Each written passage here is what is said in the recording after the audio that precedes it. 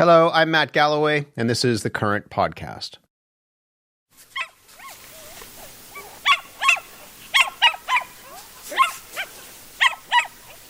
At this dog park in Vancouver, despite the rain and the gray clouds, it is playtime for some of the city's pups. Dogs are our most faithful companions, but like all good things, they come to an end, and that is why a study in the United States is looking to find out more about how dogs age and how they might live longer, something these pet owners very much like the sound of. Living the world, yeah, they don't live long enough for sure. It's a part of the family. I'm hoping to go out about the same time he does, so we can both live longer. Yeah, that would be great. I'd like to keep him as long as I can. Oh, it would be the most important thing. If there's anything we could do to make them more healthy and help them live longer and live them more healthy, then of course. It'd be absolutely wonderful. I mean, one of the hardest things in life when you have pets is that you usually outlive them, and it's just, the grief is horrible. It's overwhelming, and, if they could live longer, it would mean everything. I lost my 16-year-old puppy 2 years ago. Even to improve the quality of her life in the last few years would have been amazing. Daniel Promislow is one of the co-founders of the Dog Aging Project. He is a senior scientist and scientific advisor at the Human Nutrition Research Center on Aging at Tufts University in Boston. Daniel, good morning. I'm delighted to be here. Very glad to have you here. People love their dogs, but one of the things about adopting a dog is that you're often told that this is in some ways like delayed or deferred heartbreak because you know what's going to happen at the end. What do we know about how long dogs live? Not long enough. That's definitely true. We also know that lifespan in dogs is very breed specific. So for the purebred dogs and the mixed breed dogs, in general, the larger breeds don't live as long as the smaller breeds. So the giant breeds, some of them might live 6 or 7 years, and some of the toy breeds can live 15 or 16 years pretty easily.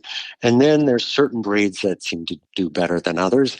I always like to say that the right dog for someone is not necessarily based on how long it lives, but just how you feel about that dog, just like choosing a human partner. What do we know about how quality of life deteriorates as dogs age? It's very much like people. A lot of things fall apart as we age, and that's true of dogs as well. And one of the things that we talk about in aging research a lot is the idea of health span. The goal is not just to maximize lifespan or longevity, but healthy lifespan, the number of years free of chronic age-related conditions. And that's our goal in dogs as well. Just to tell you an anecdote, we had a dog, Frisbee, who I think was the best dog ever. But as she got older, she really struggled with a lot of things. With her pancreas didn't work. She had vision problems, cataracts, cognitive problems, and she really struggled with osteoarthritis. And that's a big problem for a lot of dogs as they get older. And so you heard those dog owners in the park there talk about how this kind of research would mean so much to them. You're tracking dogs over their lifetimes. Tell me a little bit about the research that you're doing. Sure. So the Dog Aging Project is a community science project. We've engaged more than 51,000 people around the United States who share information about their dogs. We have a whole set of surveys that they fill out every year, and we're following each dog for as long as it lives. The real power of this study is that by observing dogs year after year and watching how they change, we can understand what it is about what dogs and their owners are doing in early life and middle life that maximizes that health span. And so we're 5 years in. We have a lot of information already.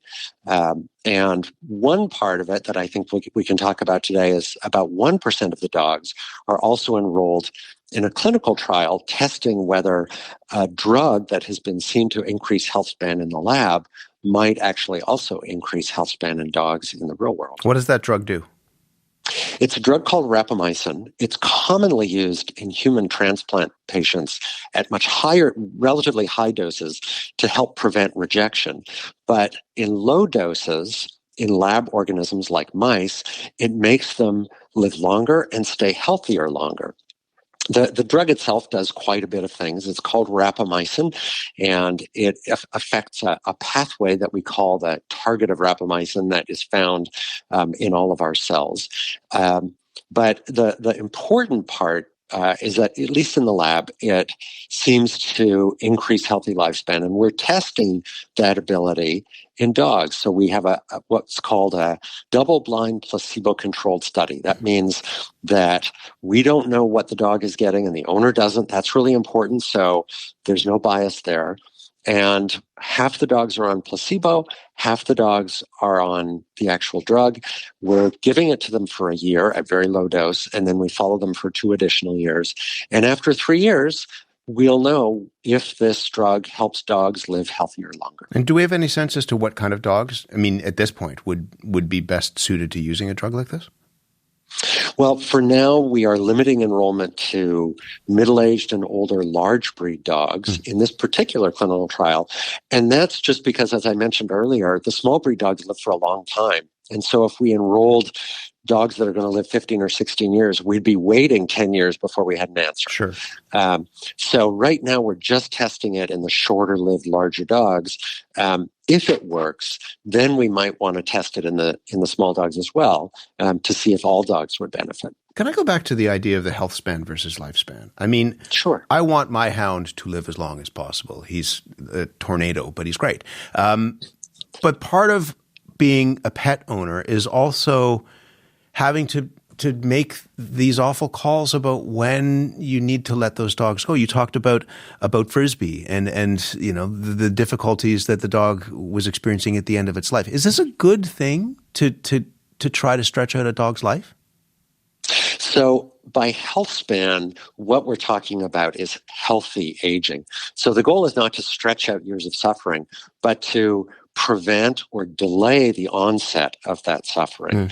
And we already know in people, for example, there are some really simple things that we can do to maximize our health span. Healthy diet, regular exercise, good sleep patterns, social interactions, all of those things help people live longer. And we think from our research that the same is likely to be true in dogs. So we're not advocating that you try and keep dogs going when they're suffering at all, but to delay the onset of that suffering so that we can have more happy, healthy years together. Yeah, I just wonder, there's, inherently there's going to be tension around that, right? People want their dogs to be around as long as possible. People are cloning their dogs after they die because they want the dog to still be there even though the dog is gone. You could just imagine that there will be tension that plays out in terms of how people understand the value of this.